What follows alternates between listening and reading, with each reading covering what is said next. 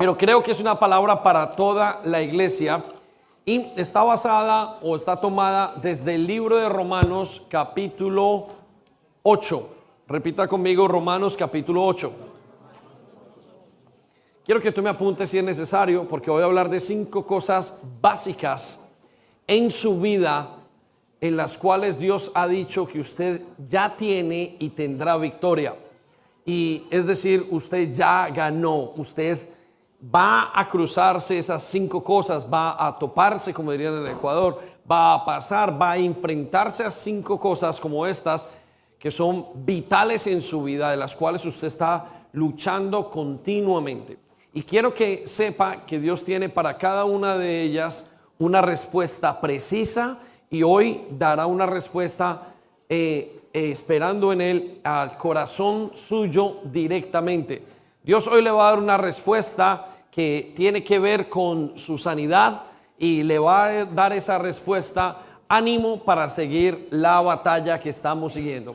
Y quiero que vayamos un momento al capítulo 8 de Romanos, versículo 1, y esta palabra trata y habla de, el capítulo 8 más bien de Romanos es un capítulo que fue escrito para la iglesia que había en Roma, ¿sí? La iglesia que había en Roma era una iglesia nueva, era una iglesia que fue creada o fue hecha a control remoto, no tenía pastor, era una iglesia llena de gente, quizás judíos que se convirtieron al cristianismo, era una iglesia de hombres y mujeres que dejaron sus países, era una iglesia de hombres y mujeres que fueron perseguidos por conocer a Jesucristo.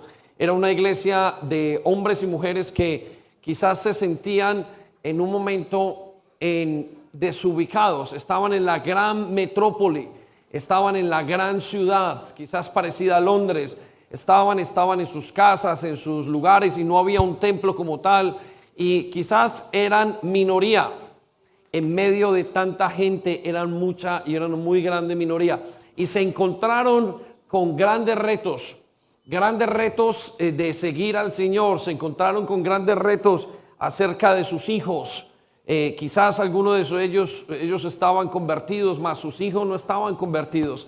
Quizás algunos de ellos eran nuevos creyentes que entraron de una vida que estaba de pecado y de circunstancias difíciles y sus esposos no estaban convertidos. O al contrario, quizás eran esposos y en los cuales sus mujeres no estaban convertidos y comenzaron a experimentar, para mi gusto, muchísimas cosas que no habían experimentado antes y que los pusieron tan nerviosos, unos retos tan grandes en Cristo que quizás esos retos iban a hacer que ellos tuvieran una vida, apagaran su vida de fe.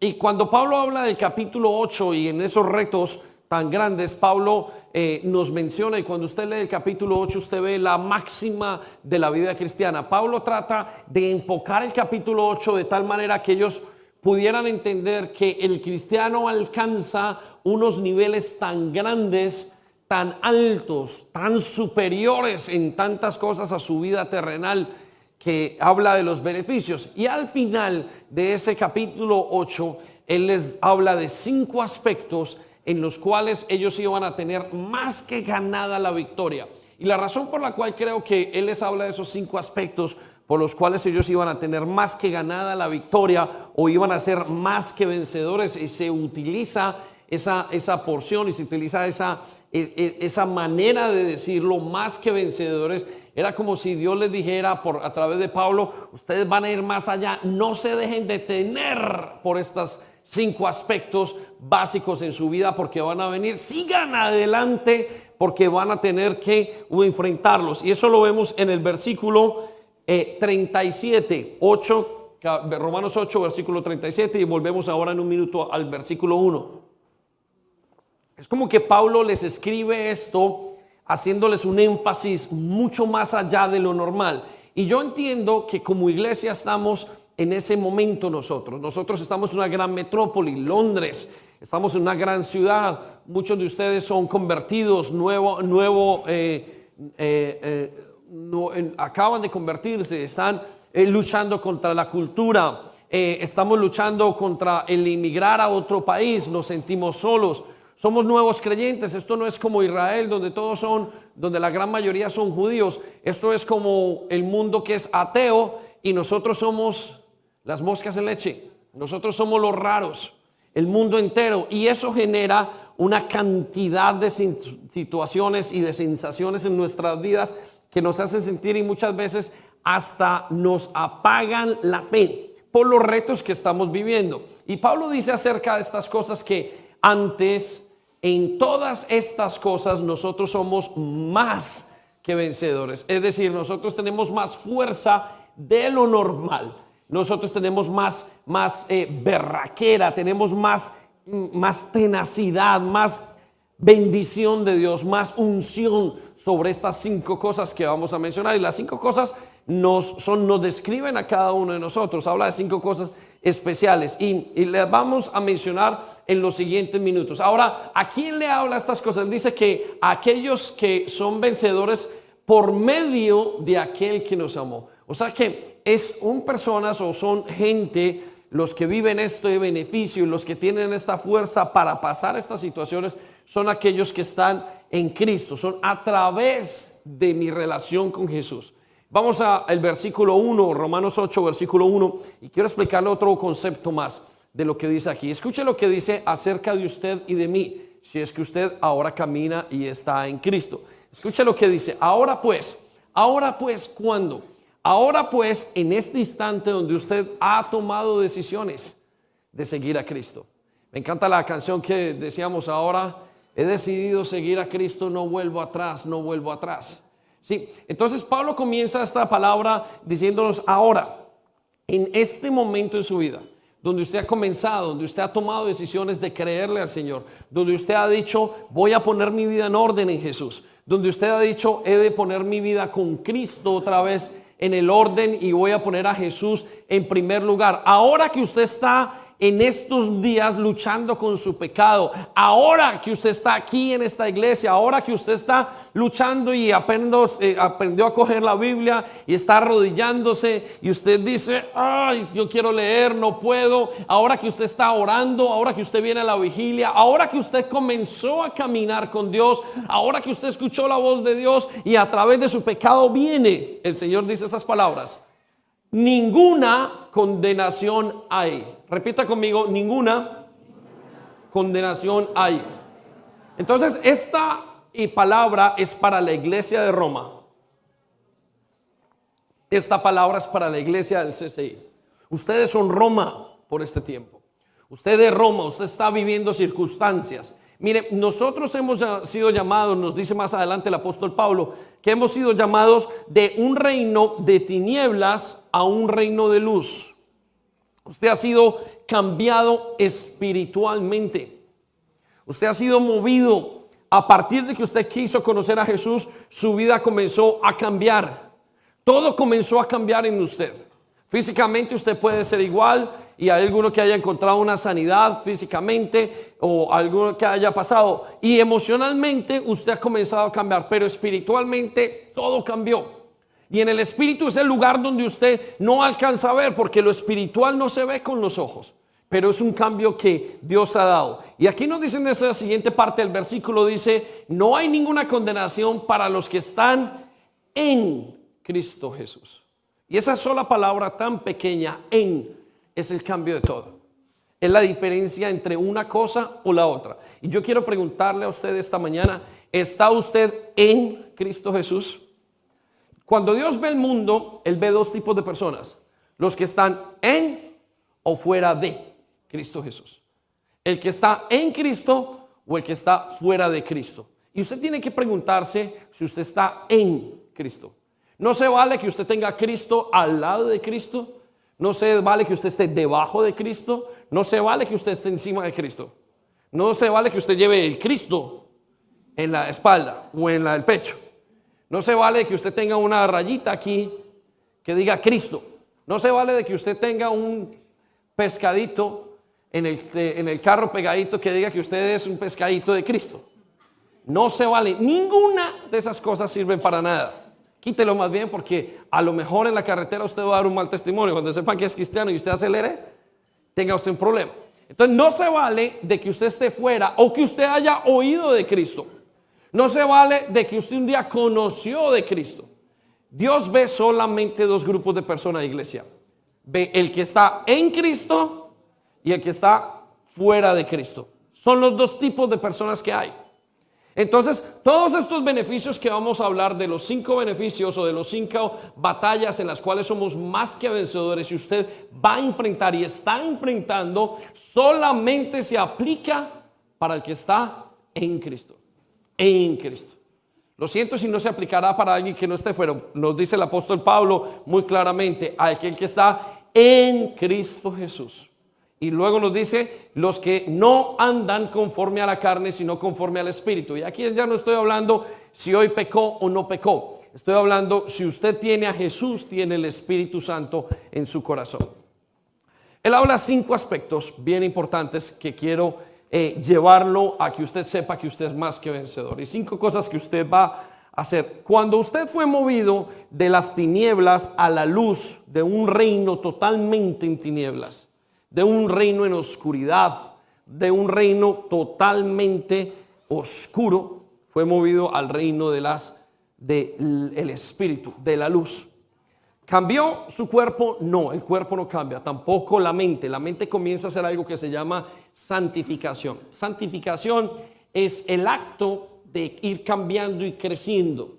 Eso es el acto de lo que ustedes hayan pasado. Hay unos que eran muy groseros, muy buquisucios, y conocieron a Jesús y comenzaron a dejar de decir groserías un poquito más, hasta que no dijeron más.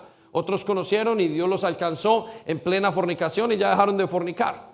Otros eran mentirosos y Dios ha cambiado esa, o decían mentiras y Dios ha cambiado esa mentira y han ido teniendo una santificación. Pero usted cambió sobre todo en el Espíritu. El Espíritu es un mundo que usted y yo no vemos.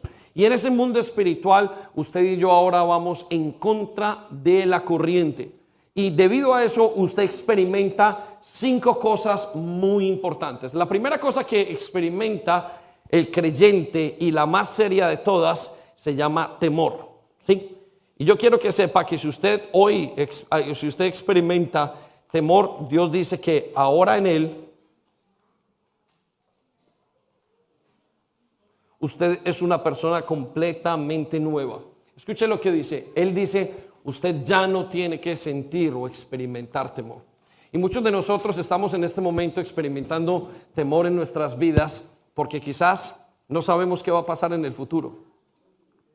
Usted está experimentando temor quizás porque no sabe para dónde va su matrimonio. Y es debido a que usted quizás está conociendo a Cristo. Usted quizás tiene un hijo y ese hijo está medio perdido. Y lo que está experimentando es un temor. Muchos de los jóvenes tienen un temor en sus vidas porque no saben lo que van a hacer en el futuro. El temor es algo que toma el corazón del hombre y hace que ese corazón del hombre se desvanezca de una manera que inclusive lo postre y pierda toda habilidad de tener fe. Básicamente puede anular la fe de una persona. De hecho, lo contrario a la fe es el temor. La fe es capaz de seguir adelante, pero cuando hay temor en el corazón del hombre, ese hombre no es capaz ni de pasar. Hay hombres que son casados y tienen un temor profundo a fallar. Quizás algunos de ustedes, de los que están aquí oyendo de esta iglesia de Roma, tienen un temor profundo porque fueron heridos y tienen temor a volver a dar la confianza a otras personas. Quizás algunos de los que están aquí están experimentando un temor muy grande a nivel inclusive matrimonial, a nivel físico, a nivel de relaciones, y vivan bajo ese caparazón que no deja que la fe fluya. Y el temor es una cosa con la que todos nacemos. Yo quiero que usted se plantee esto. El bebé está en el vientre de su madre, el lugar más seguro que hay, durante 9 meses, a 35, 37 grados centígrados. Nunca ha visto nada, siempre se está moviendo. Todo lo que está viendo es el ruido, todo está tan claro, el corazón de su madre. Y de repente ese bebé es tomado del vientre de su madre, quizás una cesárea, lo sacan a una habitación donde tiene 7 o 8 grados centígrados para que no haya ninguna bacteria y esté lo más sano posible, y ya encuentra voces extrañas, encuentra frío, encuentra temor. El ser humano nace con el temor. Debido al pecado, el ser humano nace con un temor profundo, y Dios sabe que usted nació con un temor profundo. De hecho, usted está aquí en este lugar y quizás usted vino a Inglaterra y usted se está enfrentando en una soledad tan grande. Quizás usted vivió una clase de depresión antes en Cristo y ahora Cristo lo ha sanado y usted se está enfrentando con ese temor y usted diga, ¿cómo voy a hacerlo? El Señor sabe que estás experimentando temor. El Señor sabe eso. El Señor sabe del temor de que mis padres se van a divorciar. El Señor sabe del temor que se experimenta cuando un hijo no está haciendo las cosas bien y los padres sienten que se van a ir. El temor de una pérdida de una persona en cuanto a la enfermedad. El Señor sabe del temor de áreas donde nosotros mismos ni siquiera lo sabemos, que simplemente nos reduce el temor a tener un hijo, el temor a no tener hijos, el temor a quedarse solo en la vida, el temor a no conseguir una pareja, el temor a que esta pareja después de un divorcio te salga mal. Ese temor sabe Dios que a la iglesia de Roma lo tenía concentrado en su vida. Y muchos de nosotros no queremos enfrentar ese temor y por eso no hemos dado pasos más adelante y no hemos crecido y nos ocultamos en medio de una metrópoli tan grande donde ocultamos nuestras vidas, donde no somos vistos. Pero allá le escribe Pablo, allá le escribe Dios mismo y lo quiere alcanzar usted que está escondido entre la multitud. Dios le dice, te quiero alcanzar, sé que estás experimentando miedo y quiero que sepas que en el temor eres más que una persona que ha vencido a través de mi vida, a través de Jesucristo. Y quiero que estas palabras sean tan fuertes para ti. Mira lo que dice el primera de Juan, capítulo 4, versículo 18. En esa clase de amor no hay temor. La Biblia nos habla de que existen tres clases de amor. El primer amor que vemos y conocemos en las películas y en nuestras vidas es el amor eros. El amor eros es el amor hacia una mujer atraído por su esposa y que la ve bonita, sensual, sexy. Ese es el amor eros, es el amor de noviazgo, es el amor entre un hombre y una mujer. El segundo tipo de amor que nos habla la Biblia es el amor filial. Cuando una persona tiene amor filial, y encontramos en la Biblia, es el amor de yo te fileo, yo estoy con mi hermano, estoy con mi hermana, con mi tía, con mi padre. Eso es otro tipo de amor. Pero este amor que está hablando aquí, el Señor nos habla de que es el amor ágape. El amor ágape es el amor que conoce a Dios Padre.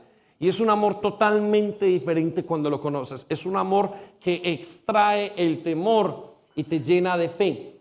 Con eso no estoy diciendo que nunca vas a sentir temor. No, lo que vas a hacer es que el temor no te va a paralizar mientras que estás en la vida. Por eso esta palabra es muy importante. Y por eso Pablo, cuando le dijo en estas cosas, quiero que sepa mi pueblo que son más que vencedores y no se dejen detener por el temor. Miren, cuando Pedro estaba en la barca, en lo sobrenatural le dijo Pedro a Jesús, Señor Jesús, yo quiero andar sobre el agua como tú y quiero hacerlo sobrenaturalmente. Y Pedro alcanzó a andar sobrenaturalmente. Quizás tendrás que andar sobrenaturalmente en tu vida pasada y en estos momentos. Y dice que Pedro comenzó a dar 2 pasos y tuvo los ojos en Jesús, en el ágape. Pero cuando bajó la mirada, dice que se comenzó a hundir.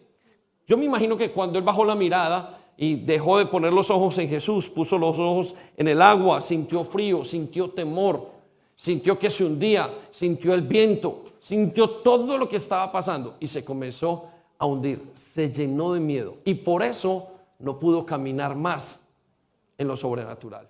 Quizás estés enfrentando cosas de tu pasado y tengas mucho temor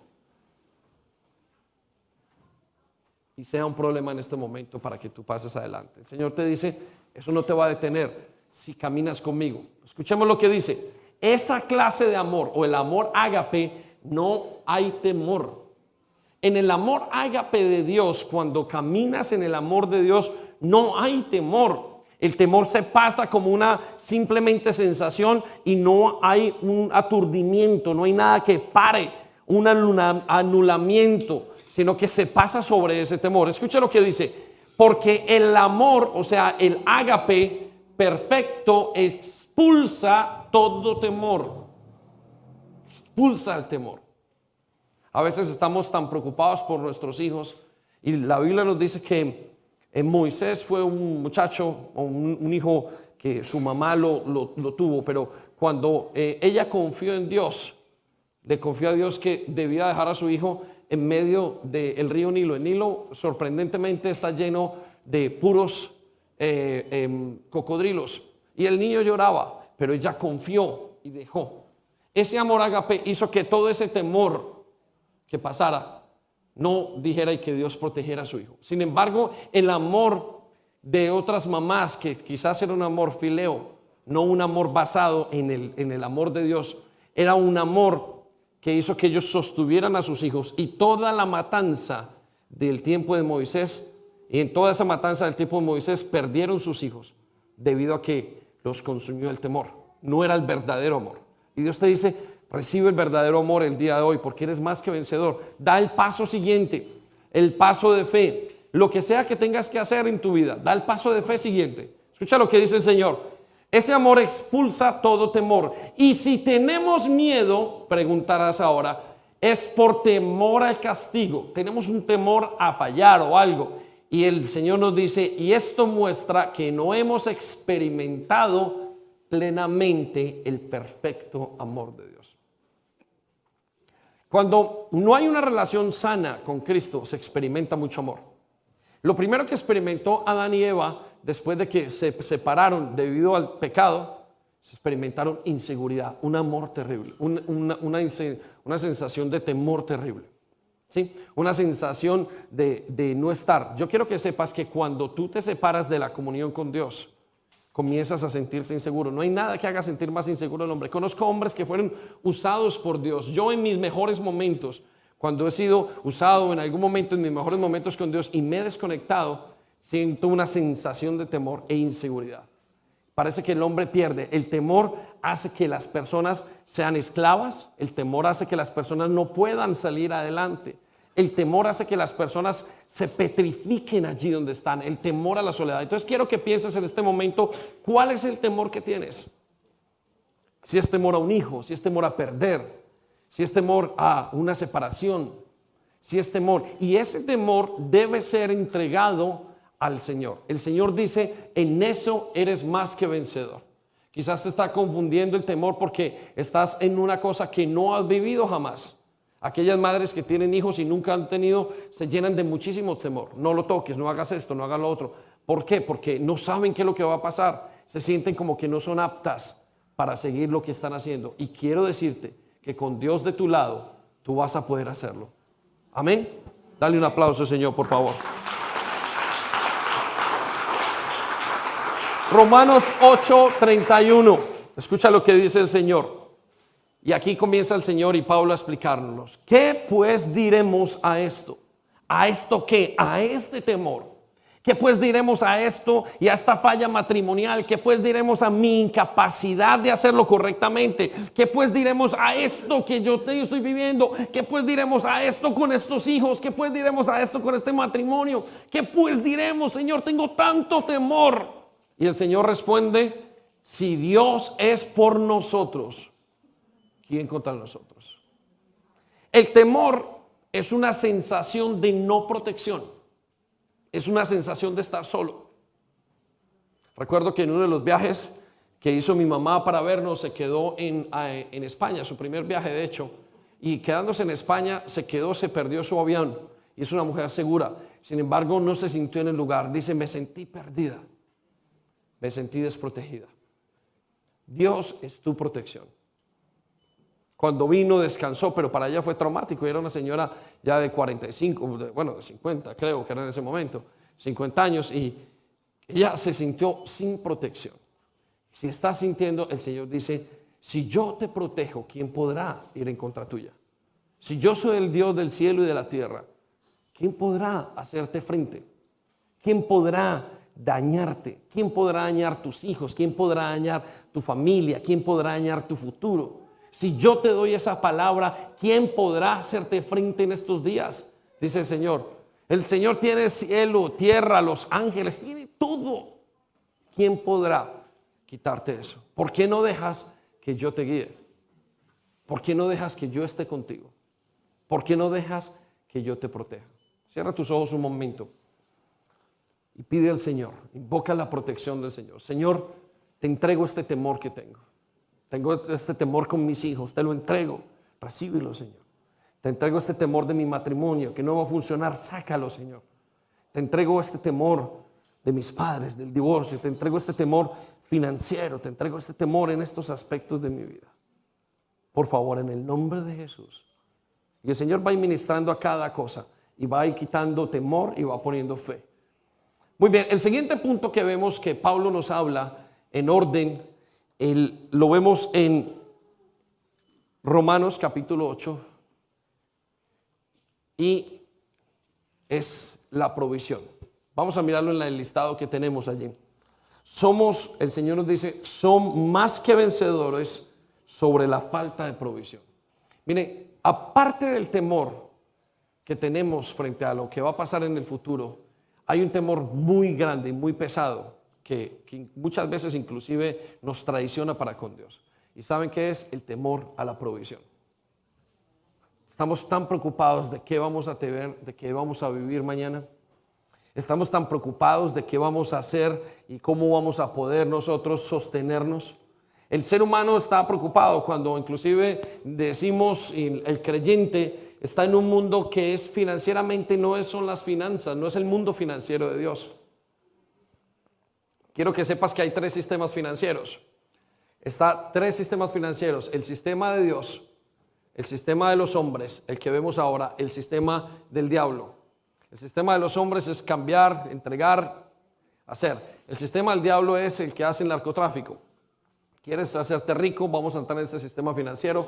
Tú mata a alguien, tú coges, tú vendes drogas, entonces tú prostitúyete y entonces vas a tener dinero y entras en la economía satánica. Pero hay una economía que es la economía del cielo y tiene unos registros y tiene unos principios y todo. Esa es la economía celestial, la economía divina. Y el creyente muchas veces por ese temor a la provisión no hace cosas. ¿Cuántos de ustedes no hicieron y no tomaron un día donde el Señor les dio una oportunidad para servir o una oportunidad porque tenían temor a sus trabajos? Porque se iban a quedar sin provisión. ¿Cuántos de ustedes dejaron de ganarse una bendición yendo al carro Tibud o yendo a una parte o comprándose una Biblia porque tenían que dejar y porque hay un temor a lo financiero, a la provisión? Hay tres tipos de evangelios que se predican en las iglesias financieros. Y el primero es el evangelio de la prosperidad, de la cual nosotros no predicamos. ¿Qué es el evangelio de la prosperidad? La gente trae el dinero y cree que es como un hueco donde usted lo siembra y va a salir y usted se va a volver millonario. Y Dios, eso no es el evangelio. Luego está el evangelio de la pobreza, el evangelio de la iglesia católica o de aquellas iglesias que hacen votos de pobreza, que Dios no manda a hacer. Es decir, si tú eres pobre, Dios entonces te va a dar todo. Y no es así. El evangelio que se predica en la Biblia es el evangelio de la provisión. Es decir, Dios te va a dar a ti lo que necesites para tu caminar. Ese es el evangelio que se predica. Pero muchos de nosotros estamos y no sabemos ni siquiera manejarlo, no sabemos enfrentarnos. Y eso nos produce un temor y una incertidumbre tan grande. Porque ¿de qué van a vivir mis hijos? ¿De qué voy a vivir yo? ¿Qué pasa si pierdo mi trabajo? El temor financiero anula la fe de tanta gente, de tantos creyentes, porque dejan de ver y observar al Dios viviente y observan sus finanzas. Y Dios nos dice por allá, en Jesús nos dice, el Señor Jesucristo nos dice en Mateo, dice, pero si yo cuido de los pájaros del cielo, ¿cómo no voy a cuidarlos a ustedes? Y Pablo responde más adelante diciendo, mi Dios pues, cuando tú aprendas a vivir con lo mucho, con lo poco, aprendas a tener satisfacción, entonces mi Dios suplirá todas las necesidades que falten. Miren, no conozco una persona cristiana que camine como el Señor quiere, haciendo lo mínimo que tiene que hacer el Señor, que le falte su provisión en la casa. Es que no lo conozco, no lo conozco.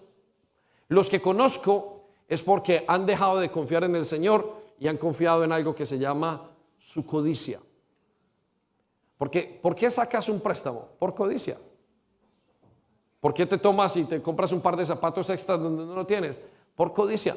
Porque no ahorras, porque quieres tener y tener.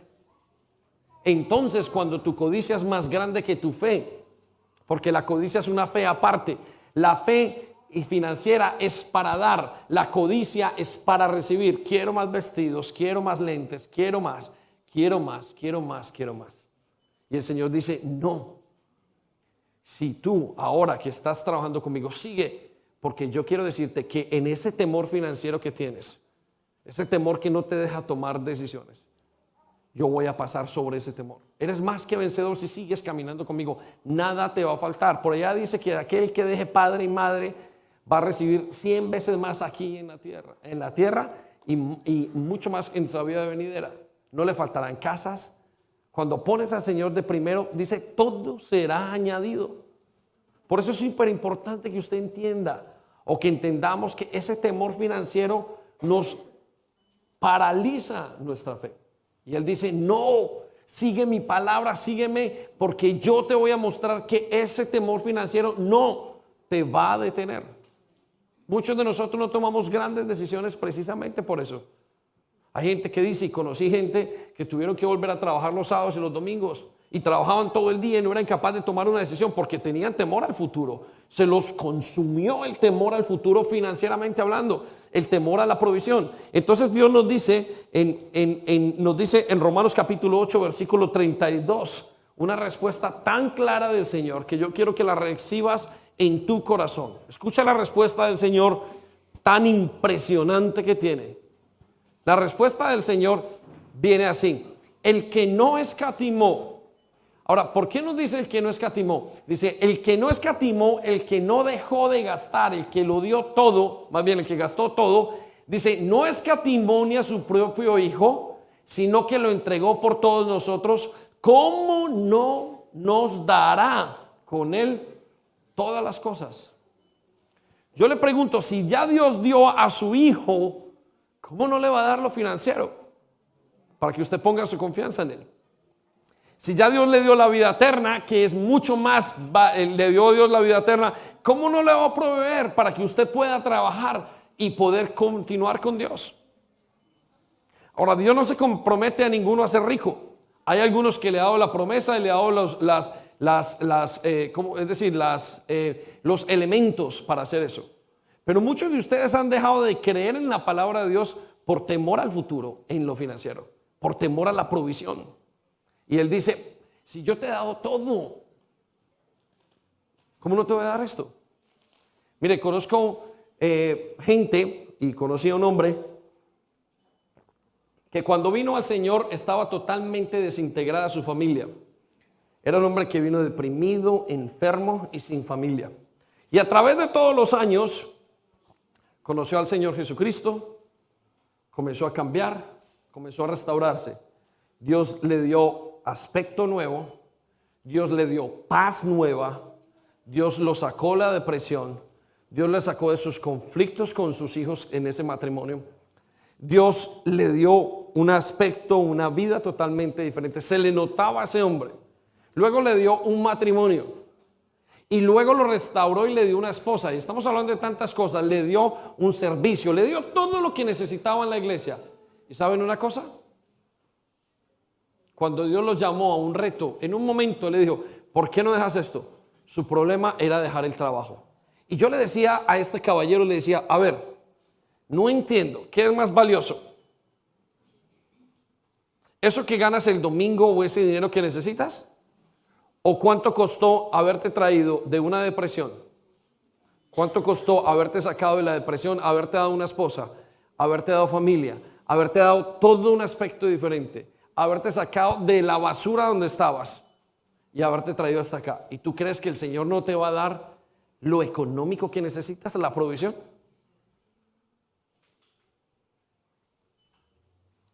¿Qué vale más? ¿Conseguir esposa? Quizás porque no tuvo que sacar dinero para comprar, fue que él pensaría. Pero si el Señor te ha dado eso, conozco gente que el Señor ha sanado físicamente, donde los doctores no pudieron. Y a la hora de tomar retos financieros o de tomar retos que tuvieron que comprometer en alguna manera sus finanzas, un día de trabajo, una vigilia, un momento, su excusa fue, no puedo, tengo que trabajar. Eso era temor al futuro financieramente hablando. Y Él lo sabe. Por eso la respuesta de Dios para nosotros es: ¿cómo no te dará también todas las cosas que necesita? ¿Qué es más caro? ¿Un cáncer? ¿Una parálisis? ¿O una noche de vigilia? ¿Un cambio de trabajo? Menos 2 libras por día. Unos diezmos. Y ese es el problema que tenemos. El Señor sabe que tienes. Entonces Él nos dice esta mañana: eres más que vencedor. En esto yo te voy a dar más de lo que necesitas. Más de lo que necesitas. Lo que nos lleva al tercer punto de las luchas de como creyentes. Somos más que vencedores sobre la acusación de Satanás. Primero, tenemos un miedo tremendo. El creyente sufre un miedo tremendo porque está viviendo en el espíritu, pero está en un mundo totalmente en tinieblas. Es razonable. Luego tenemos un temor muy grande hacia lo económico, a la provisión. ¿Por qué? Porque vivimos en un mundo físico. Y parece ser que usted está muy contento y en paz si usted tiene libras en el bolsillo. Y si no la tiene, parece que Dios no le fuera a proveer. Haga la prueba. Pero el tercer aspecto en el que Pablo le escribe a la iglesia de los romanos era un aspecto muy común en nuestra iglesia a estos días. Escuche lo que dice el Señor. Ellos tenían temor o tenían la batalla de la acusación de Satanás.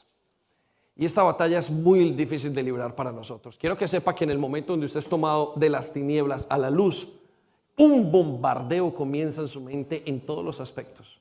Un bombardeo entre el futuro y lo que usted hizo antes. Vienen una cantidad de recuerdos. Y vamos a Apocalipsis capítulo 12, versículo 10 para entenderlo. Escuche lo que dice. Apocalipsis capítulo 12, versículo 10. Dice que entonces oí una gran voz en el cielo que decía: ahora ha venido la salvación. Escucha el tipo de salvación y que lo entienda como creyente. Si usted está en Cristo, si usted no está fuera de Cristo, pues esto para usted no es ningún problema. Sobre todo cuando usted comienza a obedecer, es que se levanta el enemigo. Quiero que sepa que por usted venir a danzar aquí y a alzar las manos, el enemigo no se mosquea. El enemigo se mosquea cuando usted comienza a obedecer. Y este es el enemigo que tenía el pueblo de Dios. Dice: ha venido la salvación, el poder y el reino de nuestro Dios y la autoridad de su Cristo. ¿Por qué? Porque ha sido lanzado fuera el acusador de nuestros hermanos, el que los acusaba delante de nuestro Dios de día y de noche. Muchos de ustedes o muchos de nosotros salimos de adicciones, muchos de nosotros salimos de situaciones difíciles, muchos de nosotros tuvimos que ver con cosas que hicimos en el pasado. Y Satanás se va a encargar de acusarlo, de hacerlo sentir lo peor que usted pueda sentirse, lo más solo. Primero lo va a hacer pecar, él lo va a llevar a la tentación. Él le va a decir: mire, peque aquí, esto es lo que te gusta, esto es lo que quieres, así es como te mueves. Y luego cuando hayas pecado, va a levantar el dedo acusador y dijiste: ¿sí ves? ¿Tú qué dices ser cristiano? ¿Tú qué dices que eres hijo de Dios? ¿Tú qué dijiste que eras libre, que vas a esa iglesia y que crees en Cristo? Y de repente la persona sabe qué siente: ¿yo para qué voy a la iglesia mañana? Mi vida es un desastre. ¿Tú qué dices que eres buen padre y estás intentándolo? Y la respuesta del padre es: ¿sí ve? ¿Para qué sigo leyendo? ¿Tú qué dices? ¿A qué vas a esa iglesia? Y encuentras el esposo en la casa diciendo a la esposa: usted que vaya, ¿para qué va a la iglesia? El acusador de los hermanos. Satanás se levanta en contra del creyente. Y quiero decirle que se va a levantar en contra de usted. ¿Usted qué hace por allá en Jerusalén haciendo una cosa y la otra? Y puede que no sea la otra, sino es Satanás utilizando eso para dañar al creyente. Quiero que sepa que hay 3 maneras de vernos frente al pecado. Escúcheme esto, iglesia. Esto es muy importante estos siguientes segundos. 3 maneras como nos vemos. ¿Cómo nos ve Dios? Escuche esto. Cuando una persona roba o tiene un pecado, Dios ve a ese creyente y dice: tú tienes un pecado con el que tienes que trabajar. Tienes un problema con el robo. Aquellos que tienen un problema con la pornografía, Dios les dice: tienes un problema que tienes que solucionar con la pornografía. Ve el pecado, escuche iglesia, ve el pecado, necesito su atención en estos 5 segundos, ve el pecado, Dios ve el pecado separado del hombre, ve dos cosas diferentes, ¿sí? Por eso es que muchos de ustedes pierden el ánimo por la fe, porque Dios ve el pecado separado del hombre. Satanás hace ver al hombre o al pecado como el mismo hombre. Lo repito, Dios ve a el pecado separado del hombre. Dios dice, tienes como una enfermedad que se llama pecado. Satanás lo ve y nos hace creer o cree o no, lo hace ver como si fuéramos iguales. Tú eres el pecado. Por eso Dios dice, tú has pecado. Satanás dice, tú eres un pecador. ¿Lo digo otra vez? Ojo, esto es muy importante para usted y para mí. ¿Cómo ve Dios al pecador? Dios ve al pecador como un problema que tiene aleatorio. Es un problema que dice, tú tienes un problema con el pecado. Digamos una persona que tiene un problema con la bebida. David, tienes un problema con la bebida. Señor, no puede ser, ¿de verdad? Me dice, y tengo un problema. Quiero que trabajes ese problema con la bebida. Ahora te voy a mostrar cómo te ve Satanás. David, eres un alcohólico. ¿Estamos? Viene la condenación. Por eso cuando nosotros nos vemos a nosotros mismos, y esto es lo que nos quiere decir Dios, en cuanto a la acusación, es Dios ya no te ve como una persona pecadora. Dios te ve como una persona que ha pecado. ¿Sabes cómo nos vemos nosotros? Soy un pecador. Le creemos a Satanás. ¿Estamos? No sé si estoy aquí o no. ¿Quién dijo amén? No sé si me hice entender. Cuando yo entonces me veo como Satanás me ve, creo que no puedo nunca dejar el pecado. El joven que consume marihuana se ve como Satanás. Todos los días Satanás viene y le dice, mira, tú siempre y nunca vas a dejar. Tú naciste con la marihuana puesta. Tú tienes pensamiento de adicto. ¿Estamos? Y Dios le dice, no, tú tienes un problema con la adicción, déjalo. Y todo va en cómo nos vemos nosotros. Le dice al caballero, mire, es que usted tiene un problema. Dios le dice, tiene un problema con las mujeres. Y Satanás le dice, usted tiene un problema, usted es un mujeriego. Usted nunca va a cambiar. Y nosotros creemos la visión de Satanás. Y quiero decirle la verdad que dice Dios. Nosotros, una verdad que cambió mi vida de gran manera, en gran manera. Escuché lo que dice esta verdad. Decíamos, nosotros somos pecadores que a veces hacemos las cosas bien. Y ese no es el término correcto. Usted ahora es un santo que a veces peca. Si usted no aprende a verse como lo está viendo Dios, Satanás lo va a acusar día y noche. Por eso vamos un momento a Romanos capítulo 8, estamos en el 8, versículo 33. Escuche lo que dice Dios acerca de esto. Satanás vive para acusarlo y no lo va a dejar, sobre todo ahora que usted comenzó a obedecer. Les voy a contar lo que me pasó hace muchos años, hace 3 o 4 años. Estaba yo en mi casa, vine de Israel supremamente bien. Vine de Israel espectacular. Con la unción. Viene con con todo lo que Dios traía, con todo el beneficio. Había sido una peregrinación. Cuando llegué, comencé a orar o continué orando en mi devocional. Cuando estoy orando, me comienzo a sentir muy culpable. Y comienzo a experimentar que Dios no me había perdonado. Y me estaba desanimando muchísimo, como pastor y como todo, a tal punto donde me dejó como inquieto e inclusive inseguro acerca de ministrar. Porque me sentía, a ver, ese pecado que has hecho, que habías tenido en un pasado, ahora tú no has cambiado. Yo sentí que esa acusación que tenía en mi mente no me había dejado. Y era que cuando estaba orando, Satanás me recordaba acerca de un pecado que había tenido antes de Cristo, del cual me he avergonzado y me avergüenzo. Y en ese pecado me hizo recordar continuamente. Entonces yo comencé a decirle por 2 semanas, Señor, en mi intimidad, no sabía, porque quizás eso le pasa a muchos de los que están aquí. Y yo le comencé a decir, Señor, pero tú me perdonaste, ¿yo por qué siento, Señor? ¿Será que tú me has perdonado? ¿Será que esto? Necesito que me digas, háblame, Señor, porque esto me está debilitando. Muchos de ustedes se han debilitado por ese pecado anterior, por lo que hicieron cuando tenía 10, 15, 20 años. Satanás lo va a traer como una película y se lo va a poner al frente. Me pasó y yo estaba de rodillas en mi habitación o en la oficina de mi casa y estaba arrodillado diciéndole, Señor, por favor, ¿qué pasa?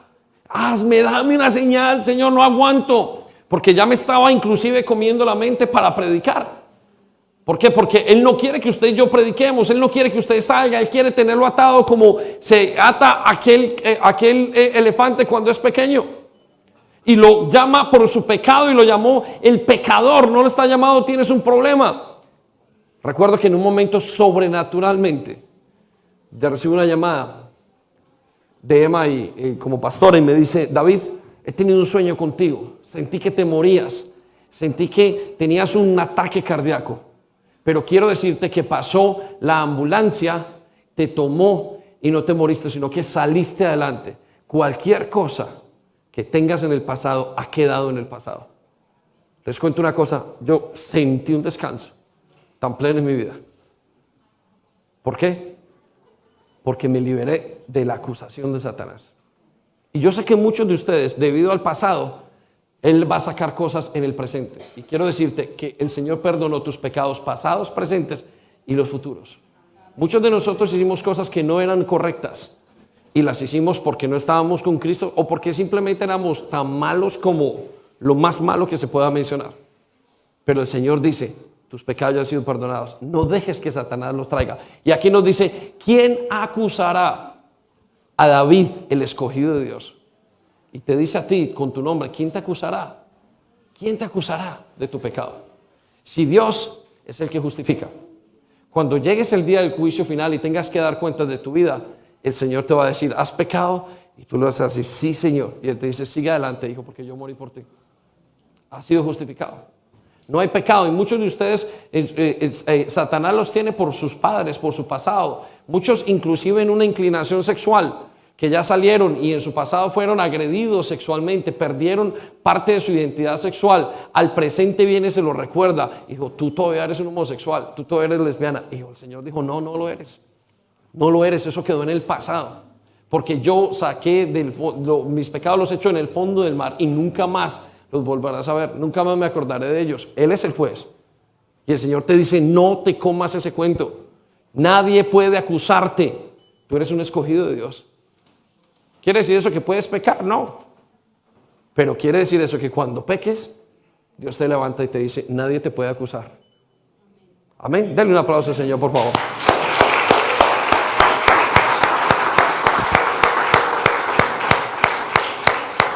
Escuche la siguiente o el cuarto punto que nos dijo Pablo y que nos dice que somos más que vencedores. Tiene que ver con la condenación personal. Escuche, hay una manera, hemos hablado del temor.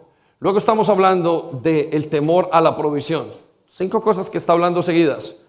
Y ahora nos acaba de decir de la acusación de Satanás. Pero viene otra parte muy importante y es la condenación. Repita conmigo, condenación. La condenación personal quiere decir el temor. La persona, si Satanás no nos alcanza a culpar, nosotros tenemos lo que decimos en nuestra mente y lo que yo les decía en la primera sección. Los grandes psicólogos dicen que uno tiene una mente, en la mente uno tiene una habitación de recreo, es decir, donde uno piensa, donde uno sueña y se ve bailando y eso, y disfruta, ¿sí? Y muchos viven en esa habitación, ¿vale? Pero yo creo que como cristianos tenemos otra habitación, una habitación de tortura, donde usted se mete y se golpea. La persona más difícil, escucha esto, la persona más difícil de perdonar muchas veces soy yo mismo. Y ya no es acusación de Satanás, somos nosotros. Y Pablo nos dice, y nos lo dice por allá en 2 Corintios, capítulo 7, versículo 5, nos lo ejemplifica muy bien. Escuche lo que dice. Y esto es en el calor de la batalla, este es en el calor más grande del ministerio. Estamos hablando de Pablo, el escritor del 70% del Nuevo Testamento, el hombre que tuvo la revelación como ningún otro. Escuche lo que dice este hombre, que es lo que nos pasa a nosotros. Por eso nos escribe a la iglesia de Roma, usted que está afuera. Escuche esto, iglesia, jóvenes. Mire lo que dice. Cuando llegamos a Macedonia, Pablo estaba en misión. Había sido enviado por Dios. Dice, no hubo descanso para nosotros. Quiero que sepa que ahora que usted es iglesia de Roma, no de Roma Católica, pero la iglesia que está hecha por el Señor, la iglesia que ahora está en la metrópolis, en la cual vivimos tan alejados y cual nuestra vida es tan diferente a los demás. Escuche lo que dice el Señor, iglesia en Roma. Dice, no hubo descanso para nosotros, pues enfrentamos conflictos de todos lados, con batallas por fuera y con temores por dentro. Los temores por dentro es esa sensación de que usted no puede.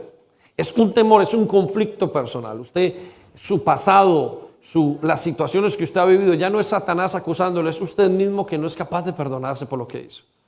Es usted mismo que dice, no soy capaz de lo que estoy viviendo en este momento. Usted se siente condenado. El Satanás lo acusa, usted se condena. Y usted dice, yo no sirvo para esto. Dios, ¿cómo me va a aceptar así? Sabiendo lo que yo hice en el pasado. Dios, ¿cómo me va a aceptar y va a poder hacer sabiendo que yo le fallé? Dios, ¿cómo va a poder trabajar conmigo sabiendo que yo no he podido dejar este pecado? Dios, ¿cómo no va a poder hacer conmigo nuevamente sabiendo que yo perdí un matrimonio? Dios, ¿cómo no va a hacer esto conmigo sabiendo que yo no he sido un buen padre? Dios, ¿cómo me va a poder utilizar a mí sabiendo que en mi mente yo no he dejado ciertas cosas y que he fallado? Y Él lo sabe. Quiero que sepa que Él sabe que usted falló. Él sabe que usted entró en circunstancias que fueron más allá de usted. Él sabe eso. Y por eso dice, quiero que sepas que en esto es más que vencedor conmigo. Yo he sido más allá de lo que tú entiendes. Esos temores por dentro son el dolor reprimido que muchas veces inclusive idolatramos. Y quiero que sepas una cosa, el problema del control en los hogares y de los hogares que son afligidos o que son influenciados por el espíritu de Jezabel tiene que ver con el dolor antiguo. Un dolor causado por los padres. Nunca se perdonó, quedó allí. Un dolor causado por una violación. Y ya no es Satanás teniendo que hacer esto porque ya no necesita. Ya es usted mismo diciendo, esto no me va a hacer. Los temores por dentro que tenemos, la condenación personal, que muchas veces nos lleva a un perfeccionismo. Tan increíble ese perfeccionismo que nosotros mismos nos descalificamos. Yo no soy capaz, no estoy listo para estar con Dios. Dios en Israel, no creo que yo pueda ir. Yo no creo que Dios me vaya a aceptar. No estoy listo, mi vida no está lista para con Dios. Iglesia, la vida de nadie está lista para con Dios. De hecho, Dios los cogió muertos en sus delitos y sus pecados. No se exija. No se exija en ese concepto. No se exija. El Señor le dice, esos temores por dentro que usted tiene, muchos de esos temores son los que llevan a dañar su familia. ¿Sabe? La iglesia y la vida del creyente no se daña de afuera hacia adentro. Ustedes lo han escuchado muchísimas veces. La iglesia a través de la historia nunca fue debilitada de afuera hacia adentro. Venían contra ellos toda clase de proyectiles, toda clase de cañones venían en contra de ellos. Y la iglesia, ¿sabe qué hacía? Pum, pum, pum. Se ensanchaba. ¿Sabe cuándo se dañó la iglesia? Desde adentro. Usted se daña desde sus inseguridades, sus conflictos internos. Usted se siente que no puede. Muchas veces Dios le dice, tengo un camino para ti, tengo una promesa para ti. Y usted no es capaz de recorrer esa promesa porque usted ya mismo se saca. Yo dije, ya no puedo yo cambiar. Si yo he sido así toda la vida. Toda la vida he estado en las drogas, toda la vida he hecho esto. Toda la vida he dejado un trabajo, toda la vida he hecho esto y se condena y se condena y se condena. Eso déjelo para la gente espiritual. ¿Sabe por qué? Porque la gente espiritual sí puede. La gente espiritual es súper gente espiritual. Y el Señor dice, no es así, hijo. No es así. No te condenes. Y hay una ocasión donde Dios le habla con Pedro. Y quiero que tomes este ejemplo. Habla con Pedro y Pedro ve unos lienzos, unos animales que bajan una visión está teniendo, que bajan y él le dice, come. Y Pedro le dice al Señor, Señor, no voy a comer de esto, porque nada ha entrado en mi corazón y en mi boca que sea sucio. Y estaba hablando de los gentiles. Y Dios me hablaba muy claramente acerca de esto en Israel. Quiero decirte esto. Muchas veces Dios te llama y tú llamas. Él le decía a Pedro, le dijo: Pedro, no llames inmundo a lo que yo ya limpié. ¿Saben qué hacemos nosotros? Nos llamamos inmundos y sucios. Y eso nos es contado como pecado. Si Dios ya te limpió, tú no eres nadie para llamarte y condenarte como inmundo, como sucio. Señor, es que yo soy el más sucio, Estás pecando, iglesia. ¿Sabes por qué? Porque Dios ya te limpió. Y cuando tú le dices a uno y dices: yo soy el peor de todos, Él está diciendo: estás pecando, no llames inmundo a lo que yo ya limpié. En ese momento, cuando yo escucho eso, siento una convicción de arrepentimiento y digo: Señor, perdóname. ¿Cuántas veces me he llamado el peor? ¿Cuántas veces he entrado y has entrado en esa habitación de tortura para condenarte a ti mismo? El Señor dice: no te condenes. Y aquí viene el punto que nos dice Romanos 34. Y me sorprende esta descripción en Romanos 34. Escuche, ya vamos a terminar, nos falta solamente un punto. Pero necesito que estos puntos queden claros en cada uno de nosotros, porque usted va a enfrentarlos y los está enfrentando en su vida. Y usted es la iglesia en Roma, usted ahorita se va y usted va a estar en medio de las tinieblas y Satanás los va a coger y los va a intentar golpear. Pero usted también tiene que ser libre de usted mismo y tiene que entender eso. Satanás estaba acusándome, pero yo también me estaba condenando por mi pecado anterior. Y si no viene Dios con la providencia y mete su mano, a lo mejor no estaría ni predicando, porque me había sentido tan sucio y tan inmundo como para predicar aquí. La gracia es muy difícil de recibirla a veces. La gracia es algo que se recibe gratis, pero a veces nuestro orgullo no lo deja y nuestro dolor no permite que recibamos la gracia de Dios. Escuche lo que dice y cómo lo dice el Señor. Recuerde, Satanás acusa, mas nosotros nos condenamos a nosotros mismos. ¿Quién es el que condenará? Yo, ¿cómo te vas a condenar? Y me sorprende la respuesta de Dios. Escuche lo que nos dice. Cristo es el que murió. Claro, nosotros nos hemos sentido enterrados con esa condenación, con todo lo que hicimos anteriormente, con todo lo que usted hizo y deshizo. Y la respuesta del Señor es: Cristo murió, es capaz de perdonarte ese pecado. Pero escucha lo siguiente: más aún el que también resucitó. Dice: si yo puedo morir, tu pecado puede morir. Y la resurrección es vida nueva. Tú puedes tener vida nueva en Jesucristo. No tienes por qué condenarte y vivir en tu pasado, sino vivir ahora en una vida nueva dada por Cristo. Por eso dice: más aún el que también resucitó. Pero usted dirá: pastor, ¿y qué pasa si yo quedo y vuelvo a caer en esa misma situación y vuelvo otra vez? Mire lo que dice el Señor. Da la respuesta para los 3 episodios. El que además está a la diestra de Dios, el que también intercede por nosotros. Él dice: no importa, la condenación personal es de las cosas que más paraliza al creyente. No puedo, no soy capaz, Dios ya no me ama. Falso. Dios te sigue amando como el primer día. Dale un aplauso, Señor, por favor.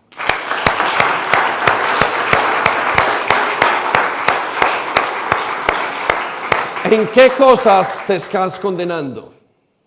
¿En qué cosas te condenas en este momento? Ahora, usted me dirá: pero usted me está diciendo que yo puedo pecar y no condenarme. Usted me está diciendo que yo puedo pecar y no sentir arrepentimiento y culpa. No. Escuche lo que le voy a decir. Usted puede vivir su vida cristiana de 2 maneras. De una manera sana, y puede vivir su vida cristiana. Escuche, iglesia, porque esto nos vamos a aterrizar en el siguiente punto. Usted puede vivir una vida sana, o conozco cristianos que viven vidas miserables. Muchos cristianos viven miserablemente. ¿Conoce usted una persona que a lo mejor, estas son muchas historias de pueblos donde dice que había una persona que siempre recogía dinero en la calle? Cuando murió, el tipo sucio, muerto en la calle, pidiendo comida, estirándole de pan, todos los días sucio, oliendo mal, todo. Resulta que se murió y tenía una cantidad de dinero en sus cuentas. ¿Qué hizo ese hombre? Ese hombre vivió una vida con mucho dinero de una manera miserable. Hay creyentes que viven miserablemente. El pecado lo que va a hacer es cogerlo y arruinarle su vida. Y Dios dice: yo te perdono. Lo que nos lleva al quinto punto. Y el quinto punto de nuestra lista es: somos más que vencedores sobre creer que nos podemos separar de Dios. Escuche lo que dice el Señor en Romanos 8:35. ¿Quién nos separará de Dios? ¿Del amor de Cristo? ¿Sabe cuál es la pregunta que nosotros nos hacemos continuamente? Uy, Dios me dejó. Uy, Dios ya no está conmigo. Uy, yo no lo puedo hacer. Lo pequé y ya Dios no puede. No, ya Dios nunca me va a volver a amar. Si usted no se condena a usted mismo, usted cree que usted se separa de Dios. ¿Sabe qué le dijo Dios a Caín? A Caín. A Caín le dijo, lo protegió a pesar de que había pecado y le colocó una marca y no dejó que lo tocaran ni le mataran. Y Caín se fue. Usted puede decir, pero pastor, entonces yo puedo pecar e irme. Sí, no se preocupe. Nada lo va a separar del amor de Dios. Usted volverá como el hijo pródigo. Y le decía en la primera reunión, dijo, pruébelo. Hay gente que sale 10, 20 años y vuelven con el rabo entre las patas. ¿Por qué? Porque nunca una persona que está con Cristo Jesús vuelve a ser el mismo a partir de que le conoce. Nunca, usted nunca descansará. Escuche lo que dice el Señor. ¿Quién lo separará del amor de Cristo? ¿Tribulación, angustia o persecución o hambre o desnudez o peligro o espada? Y más adelante nos dice, nada los puede separar del amor de Dios. Vamos a ver ese versículo 38. Por favor, Romanos 8:38. El Señor dice, nada lo puede separar del amor de Dios. Usted dirá, ¿hay su pecado? Peque. Y aunque usted peque, no se va a separar del amor de Dios. Que usted se fue de la iglesia el día de hoy, no se puede separar del amor de Dios. Que usted dijo, hoy decido dejar de ser cristiano, no puede dejar de ser cristiano. Porque usted está en Cristo y una vez usted está tomado por Cristo, nadie lo puede quitar del amor de Cristo. Mire lo que dice, por lo cual estoy seguro de que nada, ni la muerte, ni la vida, ni ángeles, ni principados. Pablo sabía que esta iglesia en Roma iba a sentirse que se separaba de Dios. Pablo sentía decirse que esos iban a salir, que cuando pecaban, ellos salían, que en momentos dados dijo, uy, estoy tan lejos de Dios. Estoy separado de Dios. Escuchen lo que dice, ni lo presente, ni lo porvenir, versículo 39. Nada los podría separar del amor de Dios. Nada. Entonces, ¿puedo pecar? No. Dios no le está diciendo que peque, pero si peca quiere decir que nada lo va a separar. Y usted se va como el hijo pródigo y nunca volvió a una iglesia. El día de su muerte, el Señor dice, alma, venga para acá.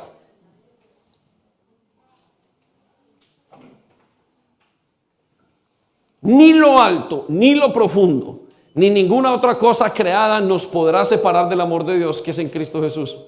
Nada. Quiero que vayamos por último a Juan capítulo 10, versículo 27. Escuchen esto. La mano de Dios es muy fuerte. Nada. Arranque el joven y diga, no quiero volver. El joven que estuvo en Cristo. Porque si alguien se ha separado del amor de Dios, es porque nunca estuvo verdaderamente en el amor de Dios. Eso es otra cosa. Pero aquel que está en Cristo Jesús no se le va a salir, nunca se le va a quitar. Aunque haga lo que quiera, aunque viva como el hijo pródigo, aunque viva la vida cristiana más miserable, se lo gastó en prostitutas, se lo gastó el dinero, fue, comió, todo. Al final volvió y el Señor le dijo, venga para acá. Lo amo con todo mi corazón. No hay un alma que se le pierda al Señor. Pero usted y yo tenemos la sensación de que nos vamos a separar. Y Él dice, no. Puedes pecar, puedes hacer lo que quieras, pero no te puedes separar de mí. Nada. Mire lo que dice. Mis ovejas oyen mi voz y yo las conozco y me siguen. Versículo 28. Y yo les doy vida eterna. La vida eterna no se quita, iglesia.